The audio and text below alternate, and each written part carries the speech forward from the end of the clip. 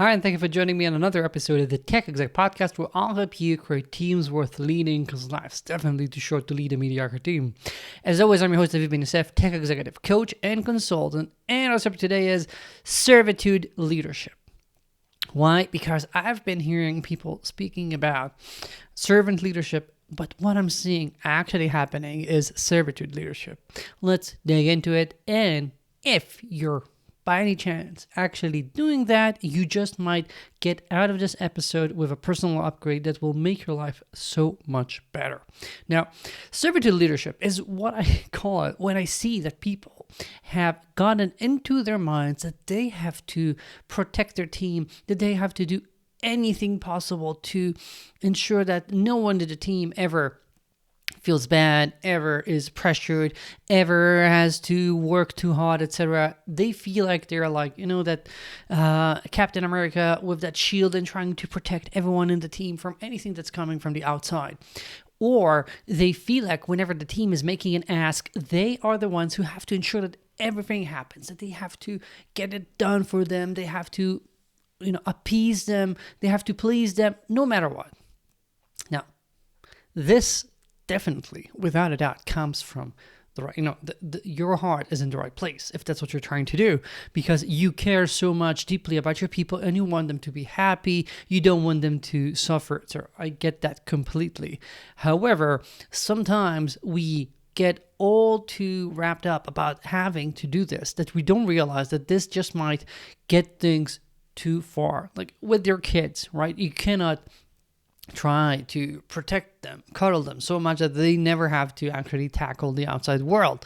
And for some reason, we try to do that with our engineers. We're like, oh, these poor engineers, they certainly could not handle having to talk to people who are not techies. Or, oh my God, if they will have to wake up in the middle of the night because of a bug that they deployed, what would happen? That sort of stuff. I'm here to tell you that you've got to put a stop to that sort of thinking. And in a recent article I published, if you don't follow my articles, really check out my newsletter where you're going to get these regularly. I said that suffering isn't leadership. All right? You're not there to take all the suffering for all the sins of your people. And in this episode that's coming out in the week of Passover and Easter, we're talking about the suffering, for other people's sins. We're talking about servitude. You do not need to do all that to be a good, proper leader. Proper leadership is about ensuring that you create a team that doesn't have the need of all of that protection, of having someone always swoop in and save them from whatever errors that they committed. This is about creating a team that's so autonomous, so grown up, which is what we usually call senior, right? That they can handle the vast majority of things by themselves. Or they have a bar set so high that they don't need rescue to be rescued so regularly because they don't have all of these issues happen. Story time. Recently, I was working with a CTO who was lamenting the fact that his team is getting burned out. And why? Because every single deploy ended up taking 7 hours. I'm not making that up. Meaning, often those deploys ended up, wrapping up somewhere around 1, 2 a.m. because they started right around the end of the workday. So there would be less pressure when it comes to any problems actually hitting clients because they would be at the end of their workday, and they would have so many ricocheting effects. They would always, after deploying, start noticing, oh, this thing is blowing up. That thing is no longer working well. Why are the logs are exploding? That they would take hours every time. And you know what the CTO was ending up doing? He was taking the responsibility for whatever was happening at night. So he always, stayed up late and trying to fix things for the team. When things later, when he realized that something was actually wrong, even after they went to sleep, assuming it was right, and at, 4 a.m. they discovered another thing, he would usually be the one waking up and trying to fix things by himself. He had gotten the team to release every, month or two so that they would not have to suffer through this deployment too often. And all of these just ended up making the situation worse. Why? Because the team was not confronting the results of their mistakes. The team did not realize how bad things were because they weren't getting up late at night, so no one cared about that. The team did not realize that by actually putting all these things together, because now, okay, if a deploy is going to take 7 hours, we're not going to do it every week or every day, we're going to do it once a month. It meant that those deploys were just that much more likely to become a huge nightmare, and things became that much harder to do. And because they were now showing results to the outside world only once a month, pressure from the outside, from the business, from product on seeing results live just kept amounting, and that pressure was just always on the shoulders of the CTO, who, I told him, eventually, my mate, you're going to be snapping. We don't want you to get there. And this is exactly about that wrong mindset. When we think that it is our job to try to make everything right for people, not understanding that if we've put in all of this effort to get these great people in the team, it's not so we can cuddle them and protect them from what's happening. It's because we got the right people here, and now we ought to give them the autonomy, the ownership, the agency to start doing things correctly, to start making sure that they don't need your protection. This is what seniority is all about. This is what we want to have achieved at the end of the day. As we started, I said, life's too short to lead a mediocre team. You bet it that a team that requires so much handholding, so much protection is, at most, a mediocre team. You do not want to be the one leading that team endlessly. It doesn't bode well for anyone. All right. And I'm sorry if I'm speaking a bit fast. You're not hitting 2x on your podcast player. It's just, this is how I talk when I get really worked up about something. Sorry.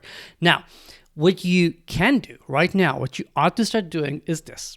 Next time when an emergency happens, I want you to register that it's happening and stop right there. Don't go for your knee-jerk reaction of swooping in and trying to do things for your team. Instead, take a breather, look at it, and think, okay, in a normal, sane team, a healthy team, who would I expect to be the one responsible for this? Would be, I don't know, the engineering manager of the backend team, the person who just committed code and pushed the code that actually broke. Let's do that exercise together, and then you're like, okay, probably that is the person that I now need to get involved here. This is not a punishment. This is not, rubbing their faces in it. This is about treating them as professionals. If I brought in a professional at home, I don't know, someone fixed the AC, someone fixed the plumbing, and things would stop working 2 days later, I'm not going to try to do it myself thinking, oh, poor plumber, he did his best. I'm not going to try to fix it myself. No, I'm going to call him up and say, hey, you did the work, right? Where's the guarantee? Are you a professional or not? The same applies to your team.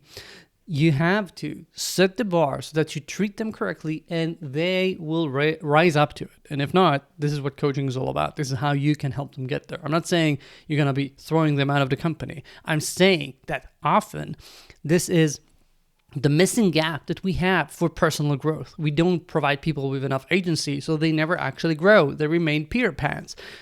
Boys forever. Don't get there. Second, if you're feeling this pressure, this constant feeling that you have to protect people, you have to be there for them, I want you to do this mindset shift. You have to go through it and realize that does not mean that you're a good leader. A good leader is about ensuring that the team delivers what it needs to deliver, because if you don't have that, you're not going to have a team for long. Someone's going to come and either replace you or replace the team, or at worst the company's going to close up shop. And second, you have to ensure that not just you don't think about that as being your role, but that you allow yourself to look at things from a healthier point of view. Again, I'm stressing that this is not about punishing them.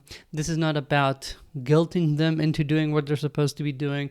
This is about treating them like professionals. And if you expect them to do that, that doesn't mean that you are a bad person. It might sound straightforward, but I've been through so many discussions with leaders who needed to hear this. If for you it's straightforward, good on you. I'm sure that many listeners right now are listening and not feeling wholly comfortable with that message. If that's you, please feel free to reach out to me. My email's in the show notes, and I'll be happy to have a quick chat about it. I always find that these points are inflection points for turning teams into something truly legendary. You can do it too. That's it for this week. As always, if you have any questions or comments, my email's in the show notes, and I'll be happy to hear from you. And if you haven't yet, do check out my newsletter. It's the best newsletter online for tech execs, where every week I share this podcast, an article, a video, and some extra free goodies. Link is in the show notes, and I'll see you here next week. Happy Easter, happy Passover. See you in the next one. Ciao.